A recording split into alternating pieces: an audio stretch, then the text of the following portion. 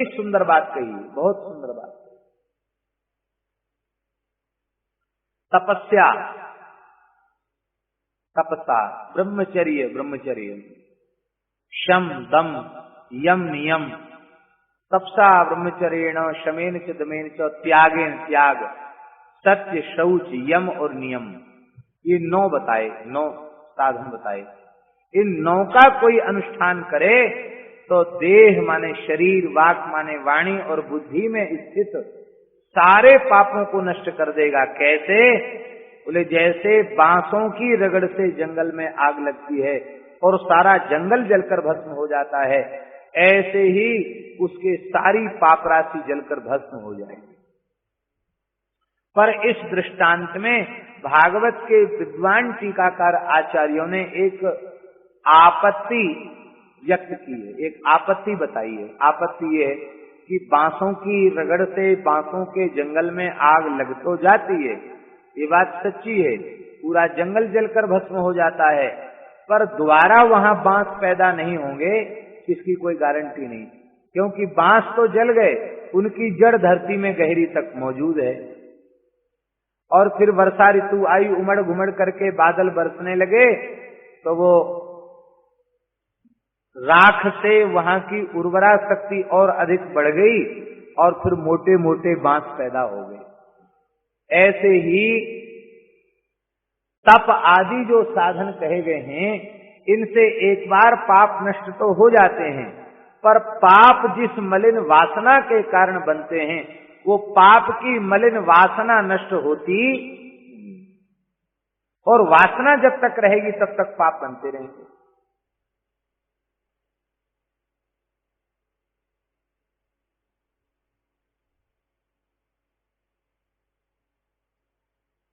ये जितने लक्षण गिनाए हैं, ये सारे लक्षण अजामिल में थे। तप भी था, ब्रह्मचर्य भी था, शौच भी था, सदाचार, सब कुछ था उसमें। और फिर उसका पतन कैसे हो गया? पवित्र कुल में, विप्र कुल में उसका जन्म हुआ और 9 लक्षण जो बताए गए, 9 लक्षण उसमें विद्यमान है।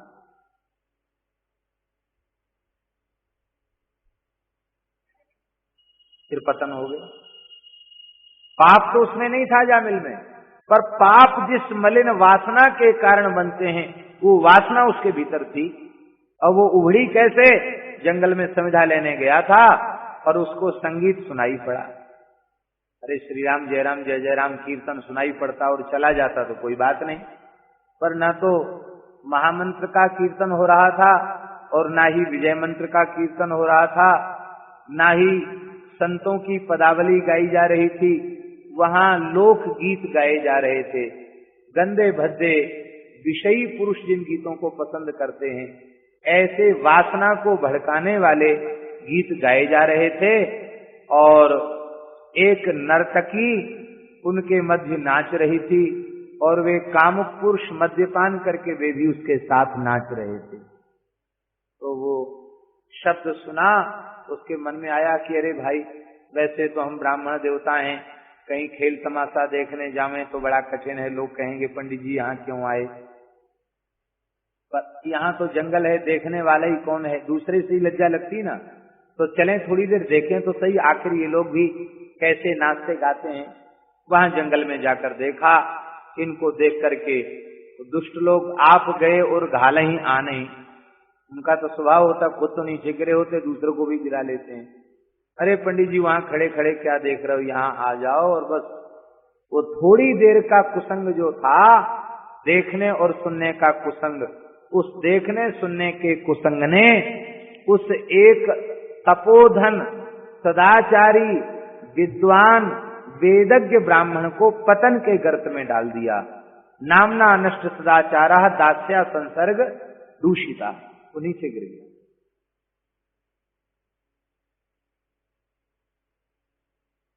पावनम पावनानाम, पावनम पावनानाम का क्या है?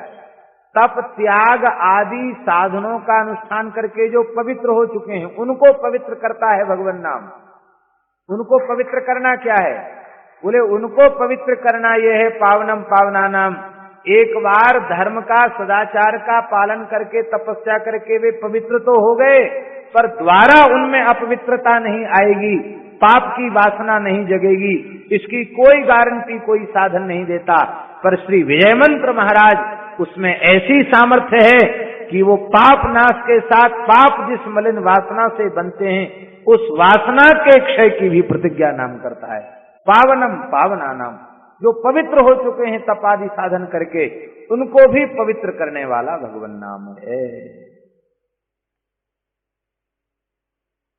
अजामिल जैसे का पतन हो गया। तीसरा साधन बताया सुखदेव जी ने, बोले केचित केवलया भक्त्या वासुदेव परायणा अघम धुन्वन्ति कार्त्स्नेन निहारमिव भास्कर। कहते हैं केचित केवलया भक्त्या, कुछ ऐसे भाग्यशाली होते हैं जो अनन्य भाव से केवल भगवान की भक्ति करते हैं, भगवान की शरण में जाकर भगवान की भक्ति करते हैं और वे सारे पाप को नष्ट कर देते हैं। कैसे? बोले इसे जैसे भगवान सूर्य का प्रचंड ताप कोहरे को नष्ट कर देता है, अंधकार को नष्ट कर देता है। अब देखो सूर्य के रहते हुए द्वारा अंधकार आता नहीं। इसका मतलब है जीवों के सर्वथा निष्पाप होने का सर्वोपरि साधन भगवान नाम है। भगवान नाम के रहते हुए पाप की वासना आती है। तो अब ध्यान से सुने, केचित केवलया भक्त्या, भक्ति किसको कहते हैं? भक्ति किसको कहते हैं? अधिक विस्तार में हम नहीं जाएंगे क्योंकि फिर मानस में नाम वंदना ये प्रकरण नहीं हो पाएगा, भूमिका लंबी हो जाएगी। कह रहे हैं इसी भूमिका को हम कह रहे हैं।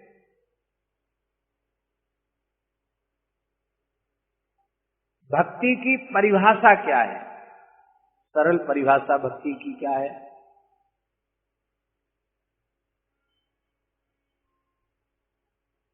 गोस्वामी श्री तुलसीदास जी महाराज ने ज्ञान को दीपक कहा है। परमहंस चक्र चूड़ामणि श्री सुखदेव जी महाराज ने भी ज्ञान को दीपक कहा है। अनेकों ग्रंथों में ज्ञान को दीपक कहा है। कहां तक कहें, महाभारत के ज्ञान को भी नमोस्तुते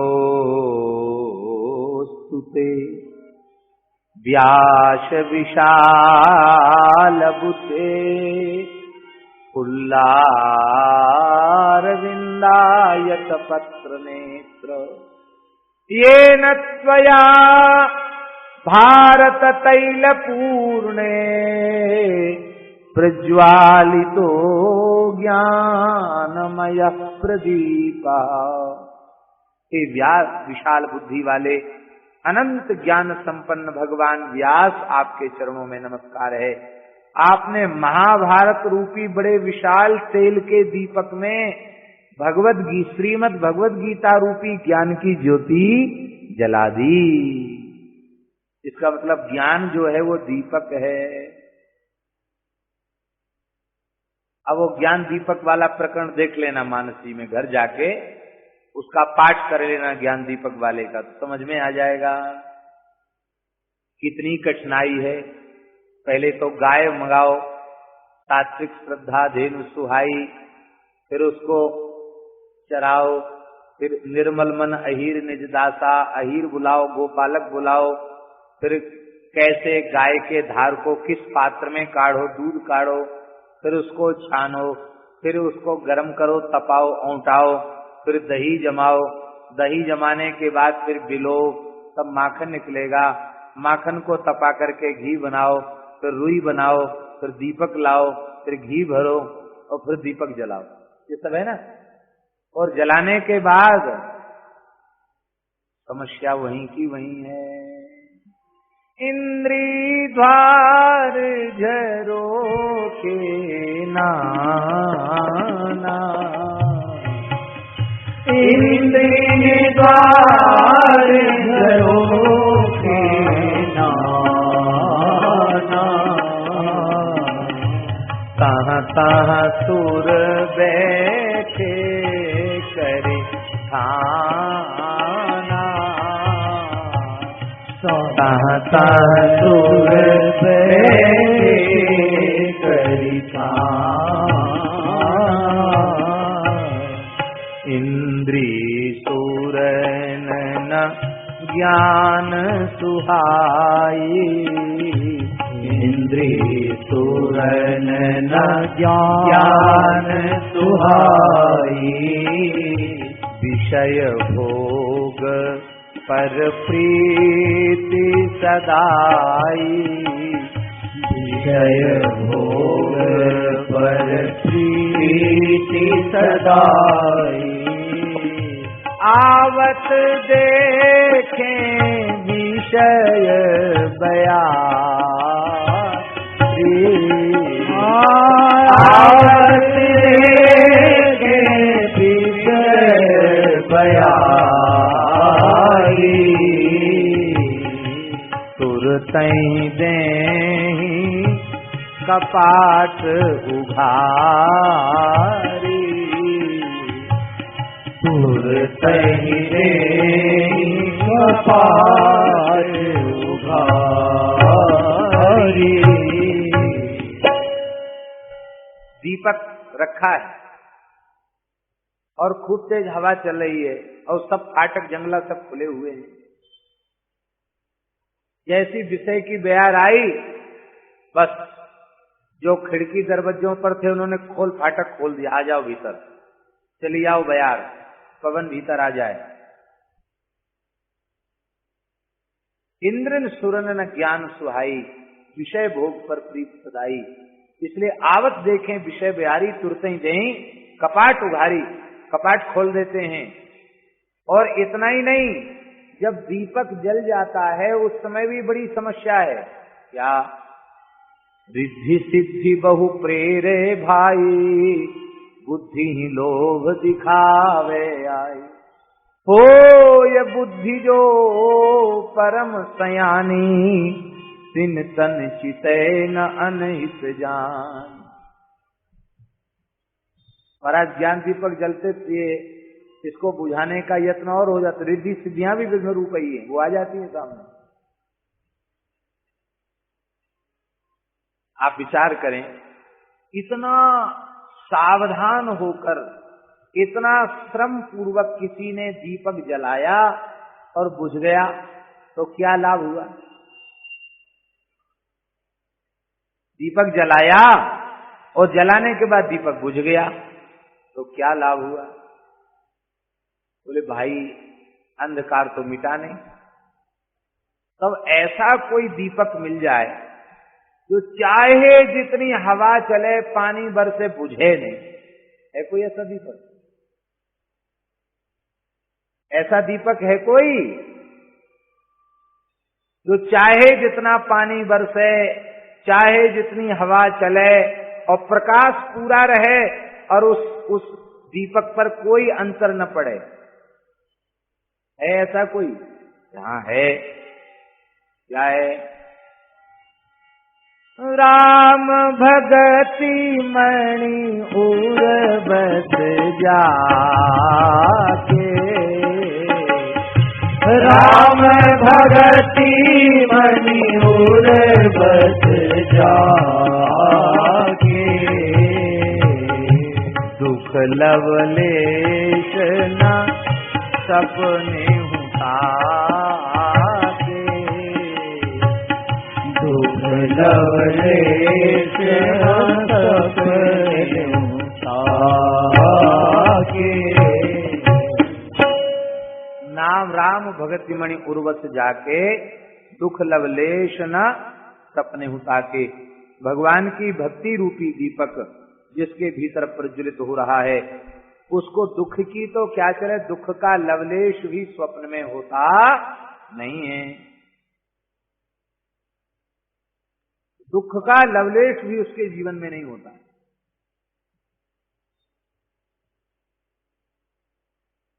इसका मतलब भक्ति मणि है। अब भक्ति रूपी मणि है क्या चीज? भक्ति रूपी मणि क्या चीज है? गोस्वामी तुलसीदास जी भक्ति को मणि कह रहे हैं, और गोस्वामी तुलसीदास जी महाराज ही नाम को मणि कह रहे हैं। इसका मतलब है भगवन नाम ही भक्ति है, और भगवन नाम रूपी भक्ति ही मणि है। और ये मणि कैसी है? श्री नाम वंदना में गोस्वामी जी कह रहे हैं क्या?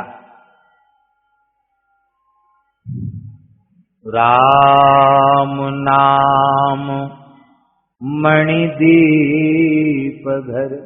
एक वाक्यता हो गई कि नहीं? राम भगति मणि उर्वश जाके और भक्ति मणि, एक वाक्यता हो गई। श्री राम नाम मणिदीप धरु जीह देहरी द्वार। देहरी पर दीपक रखोगे तो ज्यादा जलेगा नहीं, बुझ ही जाएगा। हवा रही ने वायर चलेगी, बुझ जाएगा।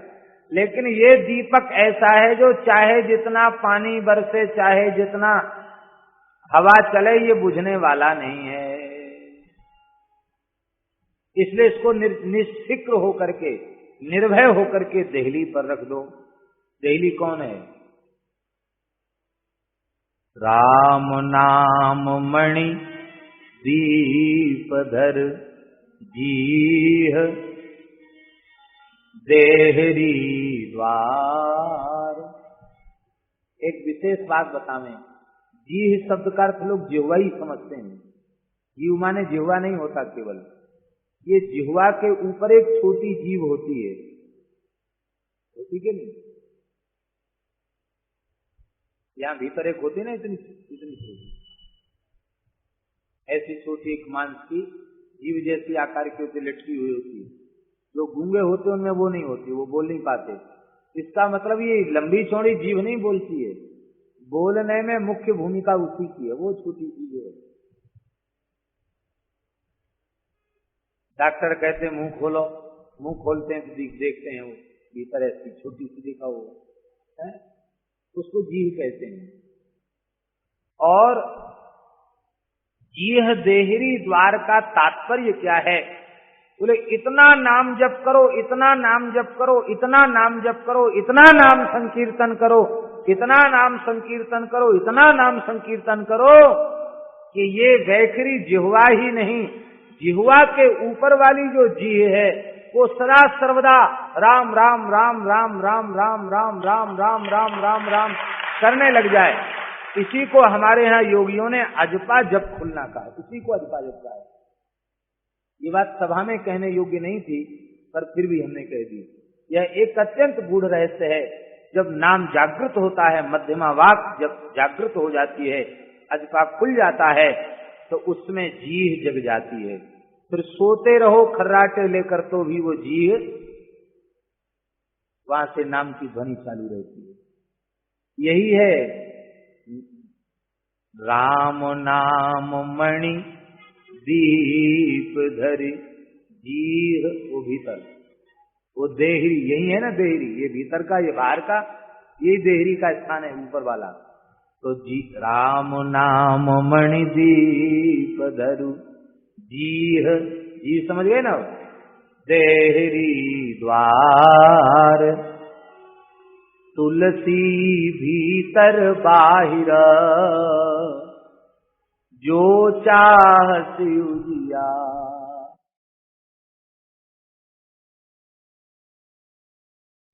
जो चाहत उजियार, इसके दो अर्थ हैं। इसका एक अर्थ तो ये है कि किसी अज्ञानी के अज्ञान को दूर करने के लिए आप प्रेम का, नाम का, ज्ञान का प्रकाश देना चाहते हैं, बाह्य जगत में लोगों को भगवत प्रेम का प्रकाश देना चाहते हैं, तो भी बाहिर है। राम नाम मणिदीप धर जीह तुलसी भीतर जो चाहत उजियार। कहाँ उजियार? बोले भीतर उजियारा चाहते हो तो भी काम आ जाएगा। और बाह्य जगत में भी किसी के अज्ञान को दूर करना चाहते हो तो भी।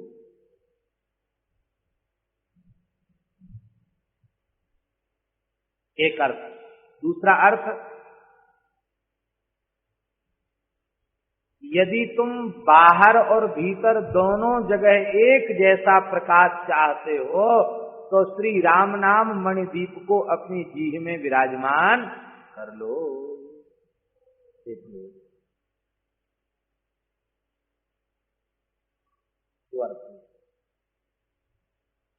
केवल भीतर प्रकाश चाहते हैं, बाहर किसी को नहीं। तो तमाम ऐसे महात्मा हैं, बहुत उच्च कोटि के नाम में संत, उनमें बड़ी बड़ी सामर्थ्य है नाम की, पर वो जानते हैं कि भैया भंडार का पता चल जाएगा तो लुट जाएंगे, इसलिए लुटने पिटने के डर से अपने खजाने को छिपा के रखते हैं। भैया यही तो अमूल्य संपत्ति है।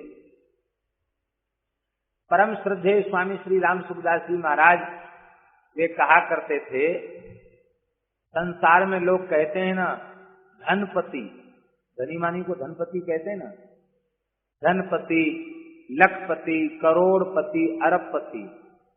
स्वामी जी कहते थे ये बात बिल्कुल झूठी है। बोले जो जिन्हें लोग धनपति, लखपति, करोड़पति, अरबपति कहते हैं वो पति नहीं है, वे तो हाँ लाख करोड़ अरब खरब संपत्ति ही उनकी पति है। वो तो मालिक है संपत्ति और वे उसके नौकर है। क्यों? बोले बड़े करोड़पति आदमी को भी घाटा लग गया तो वो रोता चिल्लाता है कि नहीं? हार्ट फेल हो जाता हमारा। कितने लोग मर जाते हैं, सदमा बैठ जाता है, हार्ट फेल हो जाता उनका। तो अब बताओ वो धन के मालिक हुए कि धन के दास? धन के चले जाने से जिनके प्राण निकल जाएं, धन की हानि होने से जिनके प्राण चले जाएं, वे धन के मालिक हुए कि धन के नौकर? क्या हुए? आपके घर में नौकर चला जाता है, नौकर के जाने से आपके प्राण तो नहीं निकलते, आप दूसरा नौकर रख लेते हैं, खुद काम कर लेते हैं। नहीं मिलता तो खुद काम कर लेते हैं। हमने देखा तो नहीं पर सुना है कि विदेश में नौकर नहीं मिलते, वहां अपने घरों की सफाई सब लोग अपने लोग स्वयं ही करते हैं। सुना है हमने विदेश में, परदेश में वहां नौकर नहीं मिलते, इतनी महंगाई है और व्यक्ति ही नहीं मिल रहे हैं तो क्या करें? तो लोग बड़े बड़े मकान बनाते हैं, खुद ही चौका पोछा सब खुद करते हैं, खुद सफाई करते हैं।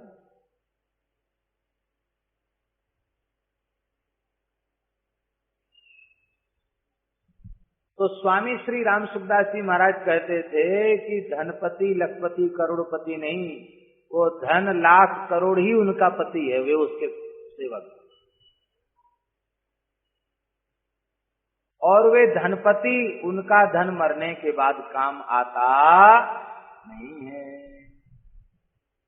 तो बोले फिर सच्चे धनपति कौन है? बोले भगवान नाम से ऊंची कोई संपत्ति नहीं है।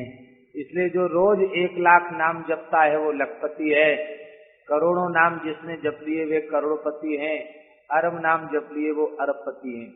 महाराज जी अरबपति खरबपति हैं, क्योंकि रोम रोम से नाम निकलता है, वे अरबपति खरबपति।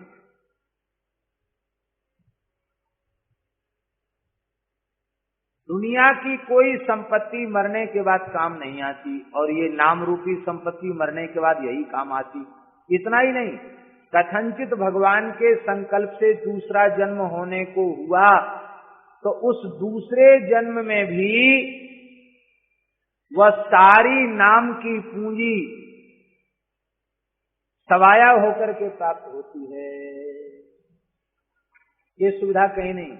कातिलिया जी आप तो पढ़े लिखे व्यक्ति हो, है ऐसा कोई बैंक जो अगले जन्म तक कहे कि हाँ अगले जन्म में तुम अपना खाता नंबर बताओ और ले जाओ पैसा? है कोई ऐसा? ऐसा नहीं है। पर ये भगवान नाम रूपी बैंक ऐसा है कि नाम जप नाम संकीर्तन का खाता ऐसा है कि महाराज पायो जी में तो राम रतन, पायो जी में तो राम रतन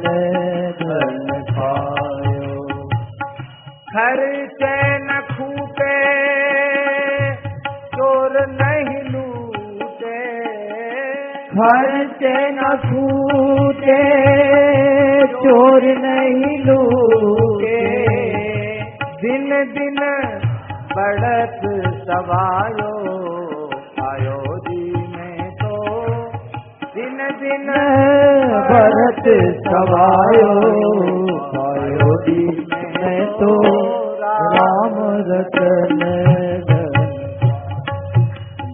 आयो जी में तो, राम रतन धन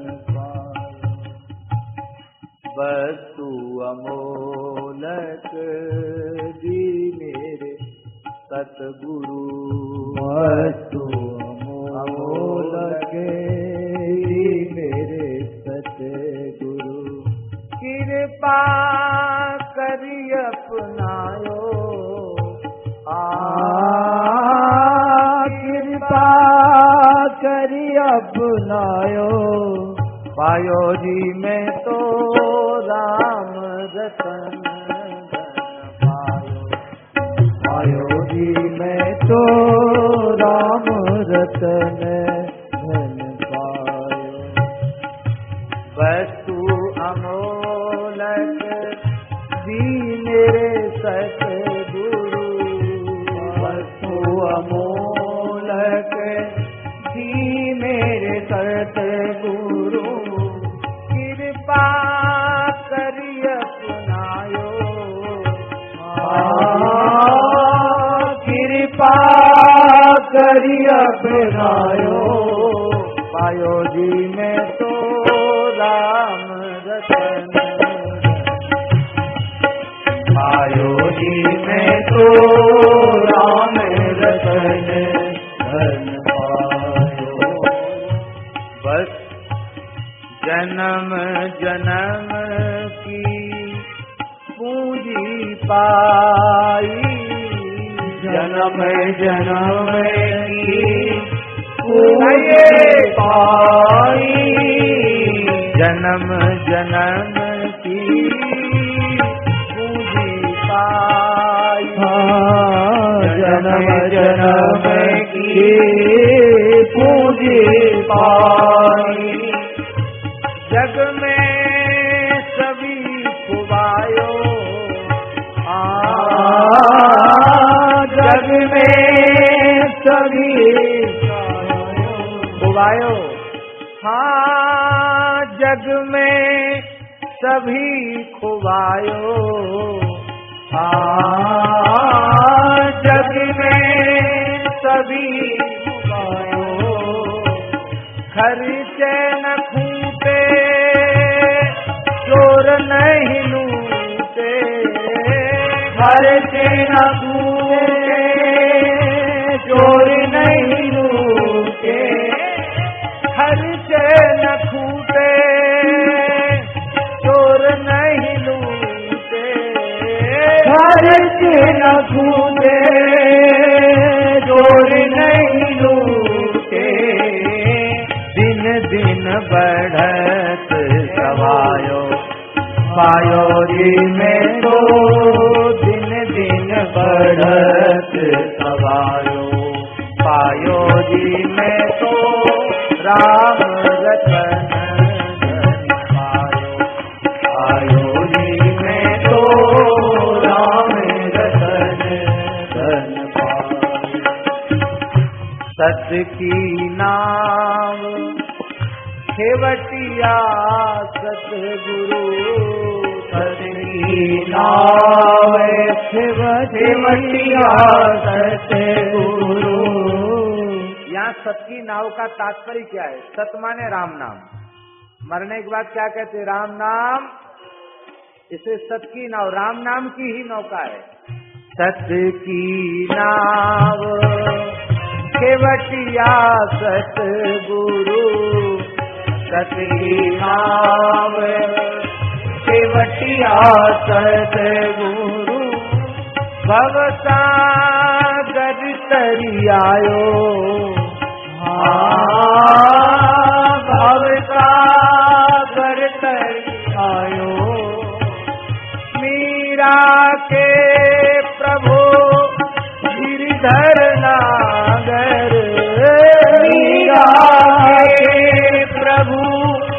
गिरधर नागर, मीरा के प्रभु गिरधर नागर, मीरा के प्रभु गिरधर नागर, हरखी हरखी जस गायो,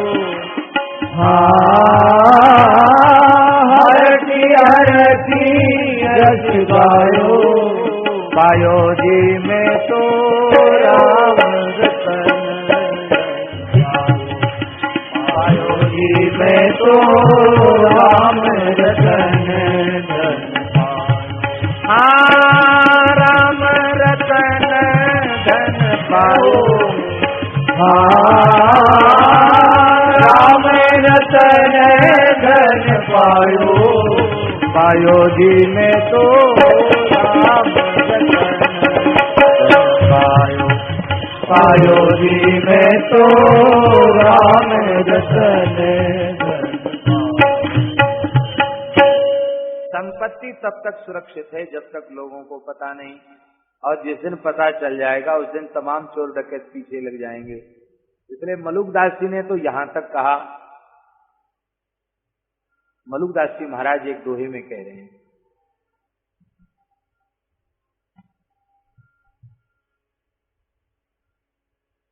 सुमिरन ऐसा कीजिए,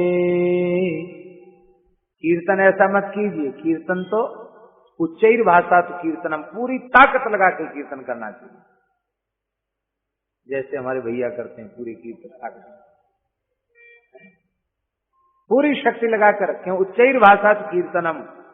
और वही श्री प्रेम भिक्षु जी महाराज कहते, जब उच्चैर भाषा नहीं, जब आर्तनाद करता है जीव भगवान को प्राप्त करने के, आर्त पुकार करता है, उसका नाम है संकीर्तन। आर्तनाद पूर्वक जब पुकारता है उसका नाम संकीर्तन है।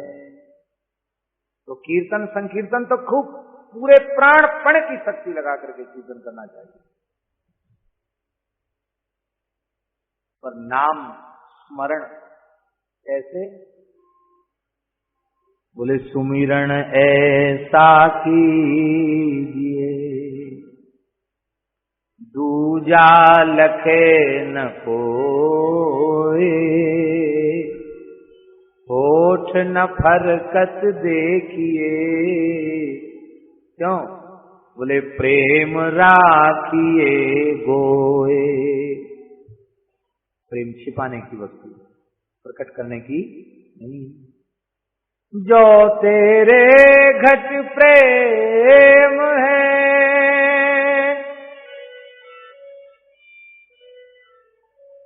तो कहीं कहीं का ही जना,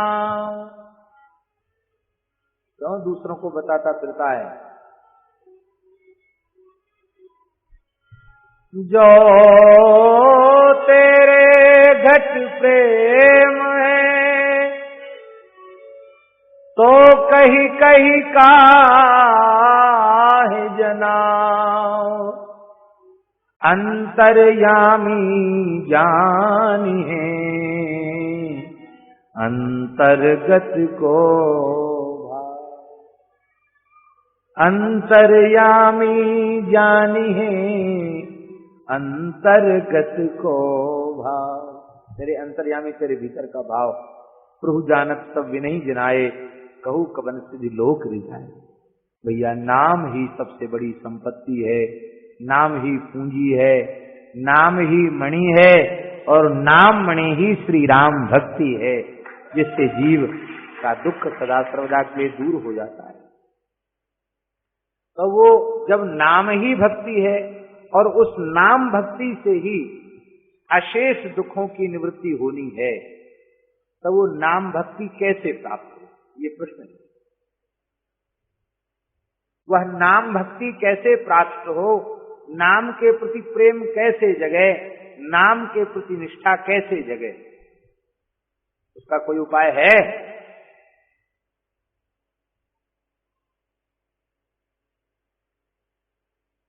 तो लोक में सिद्धांत है,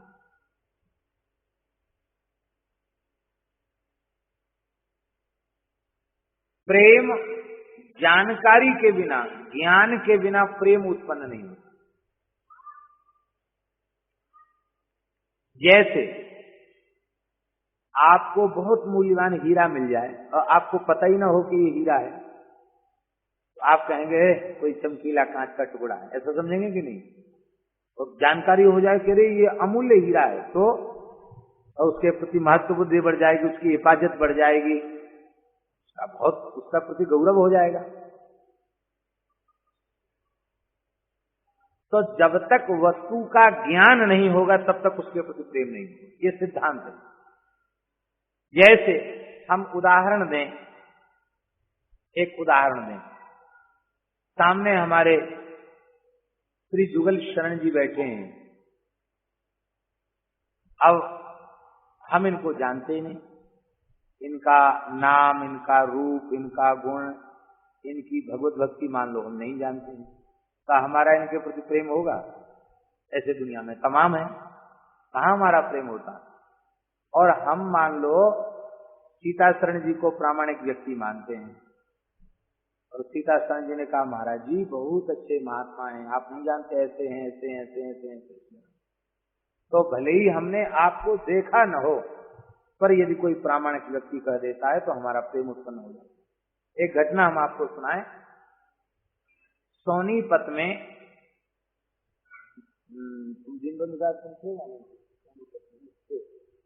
सोनीपत में कथा हो रही थी, तो वहां एक माताजी हैं, संत माताजी, मेरे ठाकुर करके उनका स्थान है, बहुत अच्छी स्थिति है उनकी, वृद्ध माताजी हैं।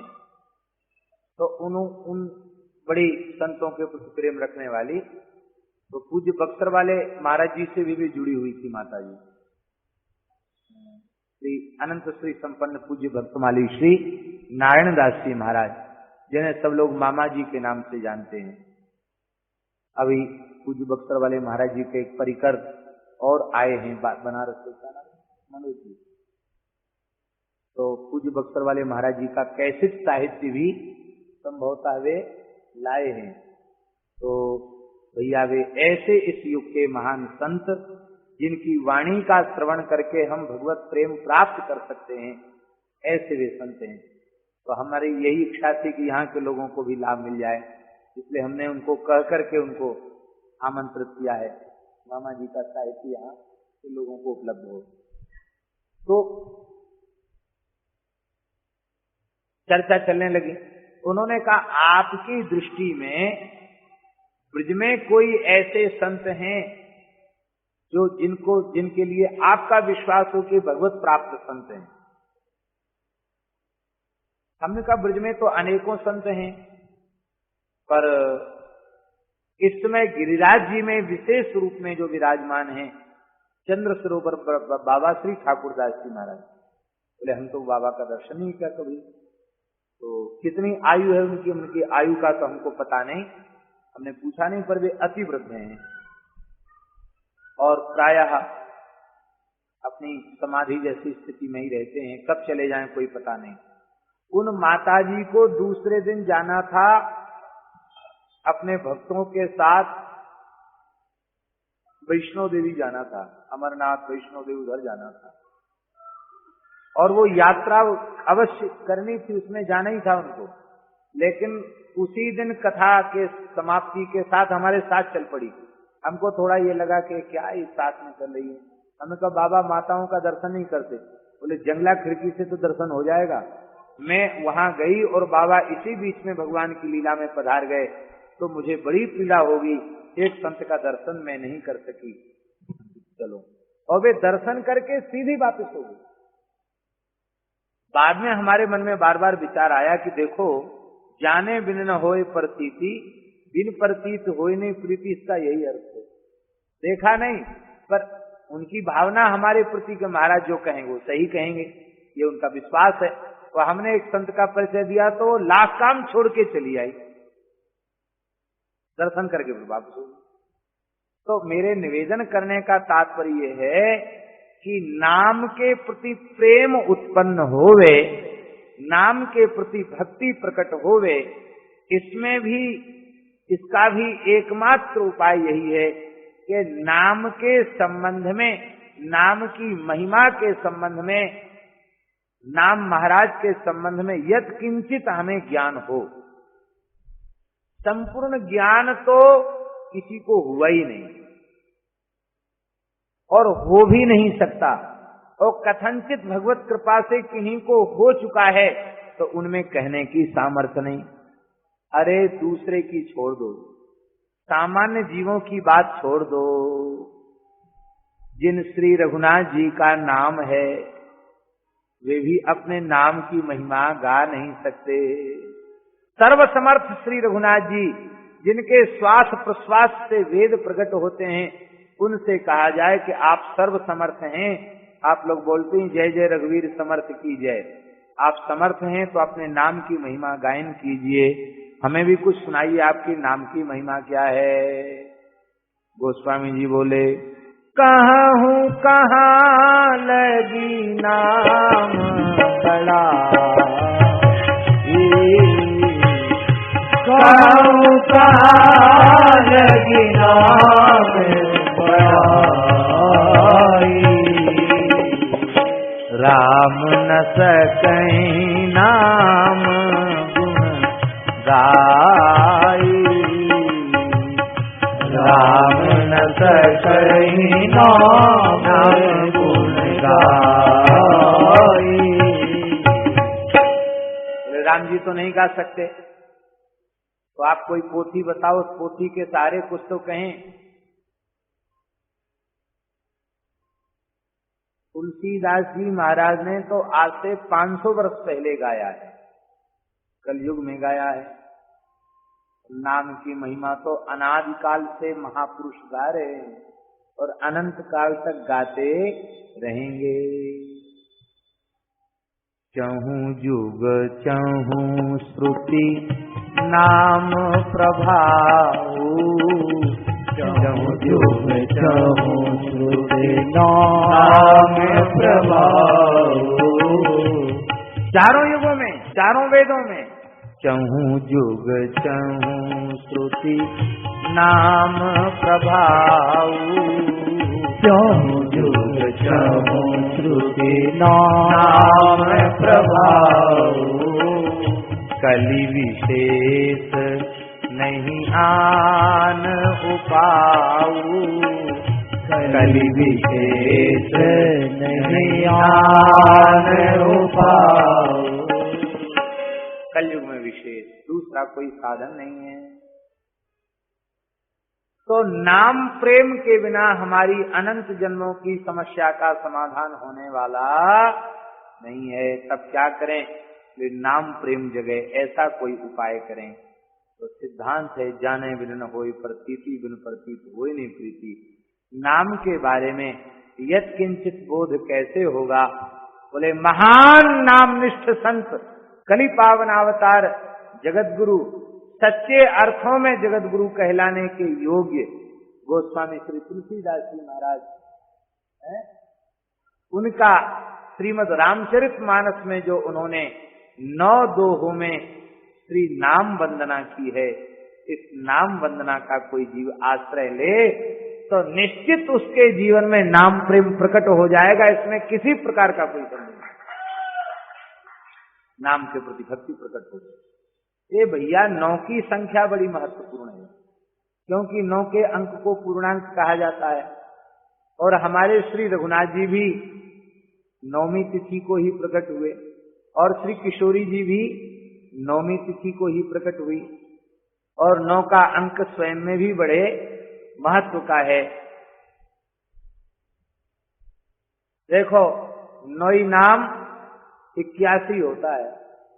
9 का 9 से गुणा करो तो कितना हो गया? 81। और 8 और 1 8 1 9 हो गया। चाहे जिधर से बोलो, घटाओ बढ़ाओ, 9 का 9 ही रहेगा। इसलिए 9 को पूर्णांक कहा गया। इसका मतलब है यद्यपि नाम की महिमा अगाध है, अनंत है, उसका वर्णन कर पाना किसी की वाणी से संभव नहीं है, फिर भी यत्किंचित यदि नाम महात्म्य समझना है तो इन 9 दोहे में परिपूर्ण नाम की महिमा नौ का अंक 9 दोहा की संख्या रख करके मानो गोस्वामी जी कहते हैं इन 9 दोहों में हमने नाम की महिमा को परिपूर्ण रूप से विराजमान किया है। भले ही कोई ठीक से न समझे और न कह पावे, क्योंकि यह भगवान की भी सामर्थ्य नहीं है, फिर भी गोस्वामी जी का विश्वास है कि इन 9 दोहों का पाठ करने वाला नाम महाराज के प्रति परिपूर्ण भक्ति को प्राप्त करेगा, नाम के प्रति परिपूर्ण भक्ति को प्राप्त करेगा। ये विश्वास है गोस्वामी तुलसीदास जी महाराज का। देखो, हमारे जैसा व्यक्ति कुछ कहे तो उसकी वाणी में बल नहीं होगा, क्योंकि जैसा नाम राम नाम लेना चाहिए वैसा हमारे द्वारा अब तक नहीं बन पाया है। भजन में रुचि नहीं है, भजन बनता नहीं है। पर गोस्वामी श्री तुलसीदास जी महाराज ने, हमने अपने संत गुरुजनों से सुना है कि उन्होंने 9 नौका राम नाम के भरे थे। कितने? 9 का एक संख्या होती है। कितनी होती संख्या? 99 करोड़ 99 लाख 99,999। यह एक नौका हुआ। कितने? 99 करोड़ 99 लाख 99,999। इसको कहते हैं एक नौका नाम। इसको एक नौका नाम कहते हैं। और ऐसी 9 नौका नाम से भरी थी गोस्वामी जी महाराज ने। अब कोई गणितज्ञ हो तो वो जोड़कर बता सकता है। हम तो पढ़े ही नहीं गणित, तो अपना दिमाग लगाते नहीं। जब पढ़े ही नहीं तो क्या लगा मैं दिमाग लगाते। 99 करोड़ 99 लाख 99,999। इसको 9 से गुणा कर दो। 9 उतना नाम गोस्वामी जी ने। हमको ऐसे लगता है कि रोम रोम से नाम प्रकट होता होगा गोस्वामी जी से। इतना नाम जपने के बाद जब नाम ब्रह्म ने प्रत्यक्ष दर्शन दिया है श्री तुलसीदास जी महाराज को, और जैसे ही नाम का प्रकाश हुआ है उसी समय रामचरितमानस प्रकट हो गए। इसलिए गोस्वामी तुलसीदास जी कहते इसमें हमारा कुछ भी नहीं है। यही मह रघुपति नाम उदारा, केवल नाम का प्रकाश है रामचरितमानस। यही मह रघुपति नाम उदारा, अति पावन पुराण श्रुति सारा। अति पावन पुराण और श्रुतियों का सार नाम। तो जाने बिन न होए प्रतीति, बिन प्रतीत होए नहीं प्रीति। हमारी नाम में प्रीति कैसे हो, नाम में भक्ति कैसे हो, इसके लिए गोस्वामी जी ने 9 दोहे में नाम वंदना की है। मानो हम लोगों के भीतर नाम निष्ठा जगाने के लिए, जिनकी नाम निष्ठा शिथिल हो गई है उसे पुष्ट करने के लिए, और जिनमें बिल्कुल नहीं है उनके भीतर जागृत करने के लिए गोस्वामी जी का यह सत प्रयास है। और ये बिल्कुल आप पक्का समझें, जो श्रद्धा पूर्वक इस नाम वंदना का श्रवण करेगा उसके भीतर नाम प्रेम अवश्य प्रकट हो जाएगा, इसमें कोई संदेह नहीं। अब मान लो कहकर भी नाम प्रेम नहीं जगा और सुनकर भी नाम प्रेम नहीं जगा, तो सच्ची बात समझ लेना, बिना किसी संकोच के, न ईमानदारी से कहा गया और न ईमानदारी से सुना गया। यदि ईमानदारी से कहा जाएगा और ईमानदारी से सुना जाएगा तो नाम प्रकट हो जाएगा। नाम में प्रेम, कैसा नाम प्रेम। स्वामी श्री राम सुखदास जी महाराज ने बड़ी सुंदर बात कही।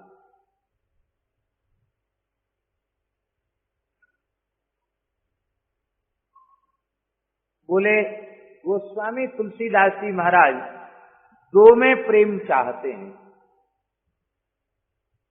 तीसरे में प्रेम नहीं चाहते। स्वामी जी ने नाम वंदना में कहा है कि गोस्वामी जी केवल दो में प्रेम चाहते हैं, तीसरे में प्रेम नहीं चाहते। बोले अरे भाई ये तो बात बड़ी गड़बड़ है, प्रेम तो एक में ही होगा, दो में कैसे होगा? अरे वो कहने को दो है, वो एक ही है, कहने के लिए कहा जा रहा दो, बाकी है एक।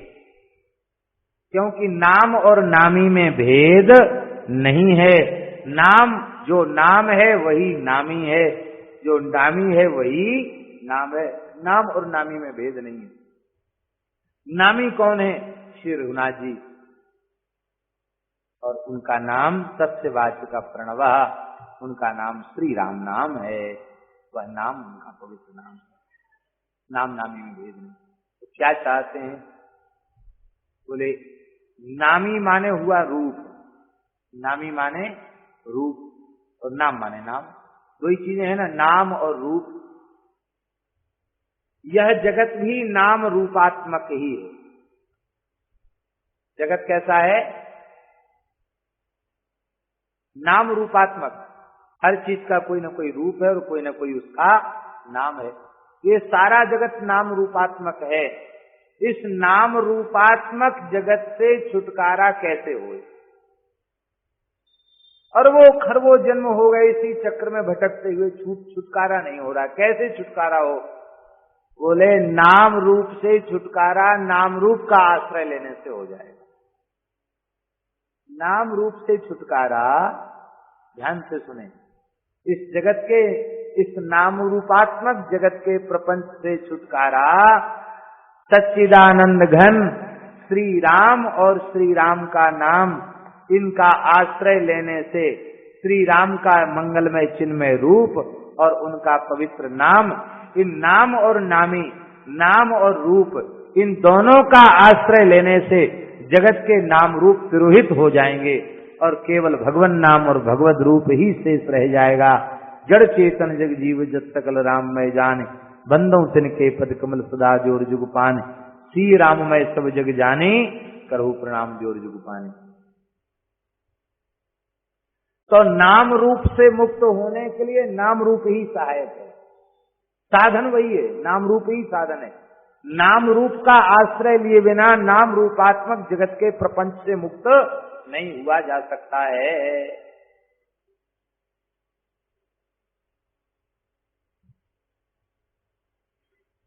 एकमात्र उपाय और दूसरा कोई उपाय नहीं है नाम रूपात्मक जगत से मुक्त होने। तो गोस्वामी जी दो में प्रेम चाहते हैं। किस किस में? नाम और रूप में। रूप में प्रीति कैसी चाहते हैं और नाम में प्रीति कैसी चाहते हैं? स्वामी जी ने कहा है इस संबंध में अपने प्रवचन में। गोस्वामी जी ने नाम रूप में कैसी प्रीति चाहते हैं, ये रामचरितमानस के सबसे आखिरी में कहा है। क्या कहा? कामिनी नारी प्यारी जी में लोभी प्रिय जिमिदाम, सिमि रघुनाथ निरंतर प्रिय लागौ मोहि राम। सिमि रघुनाथ निरंतर प्रिय लागौ मोहि राम। अब देखो, कामिनी नारी प्यारी जिमि, रूप प्रिय होता कि नहीं? रूप तो बोले जैसे विषयी पामर कामी पुरुष को स्त्री के स्वरूप में प्रीति होती है, उससे भी करोड़ गुनी प्रीति है रघुनाथ जी आपके सच्चिदानंदमय स्वरूप में हो जाए। अरे भैया, संसार के रूप में जहां प्रवृत्ति होती है वो रूप है कहां? वो तो मलमूत्र का बर्तन है। मलमूत्र के बर्तन को हमने रूप समझ रखा है।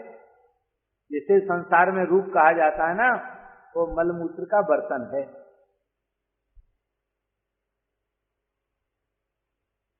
एक सत्य घटना है, हमारे पूज्य महाराज जी सुनाते थे, गुरुदेव भगवान महाराज जी कहते थे कि एक गांव में कोई बहुत धनाढ्य प्रभावशाली जमींदार रहता था, जो प्रकृति से बड़ा व्यभिचारी प्रकृति का था, दुष्ट था। और उसी गांव में एक ब्राह्मणी निवास करती थी, जिसके पति और पुत्र दोनों की मृत्यु हो चुकी थी, सास ससुर भी पधार चुके थे, अकेली ही घर में थी। एक दिन उस मन चले जमींदार का मन कर गया और वह सज धज कर वहां पहुंच गया। बोला, क्या कष्ट भोग रही है, चल हमारे घर में, तुझे राजरानी बनाकर रखूंगा।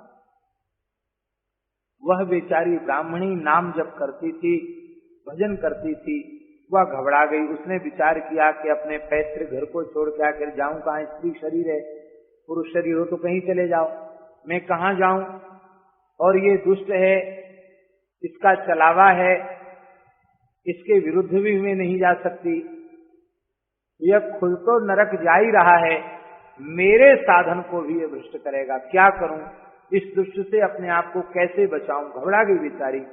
और उसने, भगवान कृपा करते ना, बुद्धि दे देते हैं, सबके प्रेरक तो ठाकुर जी है ना, और भजन करने वालों को बुद्धि दे देते हैं। तो उस देवी ने कहा, उस साधिका ने कहा कि देखो ऐसा है, आप हमारे यहाँ पधारे, हमारा सौभाग्य है, पर मेरी एक प्रार्थना आप सुनिए। क्या? मैं आपके घर जाकर रहूंगी तो पूरे समाज में आपकी बदनामी होगी, मेरी बदनामी होगी, आपकी होगी, और आपकी पत्नी और आपके पुत्र भी इससे सहन नहीं कर पाएंगे। तो ऐसा करो कि मैं तो यहां अकेले ही रहती हूं, आज तो मुझे कोई विशेष परेशानी है, कल इसी समय, रात्रि के समय आप यहां आ जाना। ठीक, चला गया। अब उसने उस व्यक्ति के जाते ही, जमाल गोटा एक दवाई होती है, जमाल गोटा, उससे बहुत झाड़ा कहते हैं ना यहाँ गुजराती में, झाड़ा होता है, खूब दस्त होते हैं, बार बार लूज मोशन होता है, तो उसने जमाल गोटा खा लिया। अब उसको बार बार मल त्याग होने लग गया। उसके घर में एक बहुत सुंदर पीतल की नाद थी, नाद जानते ना, बड़ा बर्तन, उसको खूब बढ़िया से मांझ कर चमचमा करके रखा था। अब जब उसे मल त्याग की इच्छा हो तो उसी में मल त्याग करे। हम समझते 50-60 बार लेटरिन गई होगी, नाद भर दी उसने, फिर पानी पिए, पानी पीते जाओ तो दस्त होता जाए। वो तो इस प्रकार से लगी थी कि मेरी मृत्यु ही हो जाए, मेरा शरीर जीवन बचे। दूसरे दिन सायंकाल को जब वह व्यक्ति आया तो उसने देखा घर में दुर्गंध आ रही है, दीपक भी किसी ने नहीं जलाया, अंधेरा हो रहा है। भीतर गया, दीपक जलाया, उसने देखा कि वो तो एकदम नीचे पड़ी रही है, एकदम मक्खियां भिनभिना रही हैं, उसका एकदम चेहरा उतर गया है, उदास हो गया है। उसने पूछा कि अरे देवी, कल तक तुम्हारा जो सुंदर स्वरूप था आज कहां चला गया, इतने जल्दी इतना परिवर्तन कैसे हो गया? तो उसने धीरे से कहा, उस नाद में मैंने अपने रूप को रख दिया है, आप रूप देखना चाहते तो उसको देख लीजिए। उस नाद को एक बढ़िया चमकीले कपड़े से ढक के रखा था। उस व्यक्ति को भी बड़ा आश्चर्य हुआ कि रूप भी क्या कोई ऐसी चीज होती जिसको बर्तन में भर के रख दिया जाए। जिज्ञासावश उसके निकट गया, जैसे ही चमकीला कपड़ा हटाया उसमें मल की दुर्गंध आ रही थी। अब तो बहुत घबरा, अरे देवी इसमें तो मल है। कहा, भैया जिस रूप की ओर आसक्त होकर आप नरक की ओर जाना चाहते हैं वह मलमूत्र ही है, जो शरीर में चमक चमक दिखाई पड़ती है मलमूत्र की है। इसलिए सज्जन पुरुष इस मलमूत्र में आसक्त होते नहीं है। भैया भजन करो। अब तो उस व्यक्ति ने, उसका नशा उतर गया, उस देवी के चरणों में मस्तक रखकर प्रणाम किया। बोले, माता आज से आप मेरी परमार्थ पथ की गुरु हुई और मैं आपका शिष्य हुआ, किंतु एक बात है, मुझसे अब तक इतने पाप बन चुके हैं कि मैं घबरा रहा हूं, अब मेरा क्या होगा। बोले कोई बात नहीं, गीता जी में भगवान ने कहा है अपचेत सुदुराचारो भजते माम अनन्य भाग साधुरेव समन्तव्य सम्यक व्यवस्थितो। भले ही भयंकर दुराचारी हो पर अपने पाप कर्म को छोड़कर अनन्य भाव से मेरे नाम का जप करने लग जाए तो उसे महात्मा ही मानना चाहिए। अब तो मैं यही उपदेश देता हूं कि तू श्री राम नाम का जप कर। तो संसार में लोगों की रूप में आसक्ति जहां होती है वह रूप मलमूत्र के अलावे और कुछ भी नहीं है।